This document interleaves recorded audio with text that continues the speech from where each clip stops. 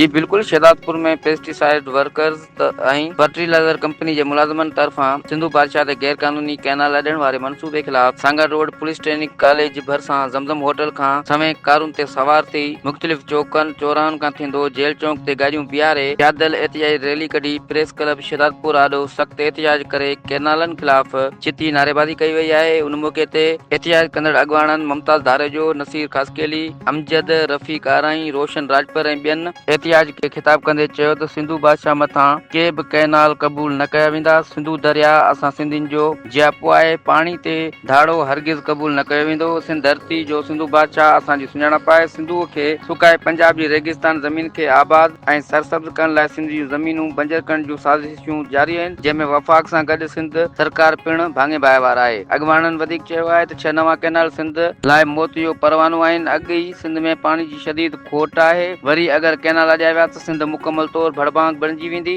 हिननि वधीक चयो त वफ़ाक़ी सरकार कैनाल ॾियण वारे होॾ तां लही वञे। सिंध जो हर माण्हू सुजाॻ थी कैनालनि ख़िलाफ़ जदोजहद तेज़ करे रहियो आहे। हिननि वधीक चयो त सिंध सां वेसाघाती बर्दाश्त न कई वेंदी। मुज़ाहिरीन वफ़ाक़ी सरकार समेत सदर पाकिस्तान ऐं वज़ीर आज़म पाकिस्तान खां पिणु मुतालबो कयो आहे त सिंधु मथां ठहंदड़ 6 नवां कैनालनि वारो कमु जेको आहे उहो बंदि कराइनि। ॿी सूरत में पंजाब में ईंदड़ जेके रस्ता आहिनि उहे ब्लॉक कया वेंदा, छो त सिंधु बादशाह लाइ वेड़ बि करण लाइ तयार आहियूं। ॿिए पासे एहतिजाज कंदड़ कैनाल ख़िलाफ़ ऐं सिंधु दरिया ते धाड़े ख़िलाफ़ सख़्तु नारेबाज़ी पिणु करे रहिया हुआ। जी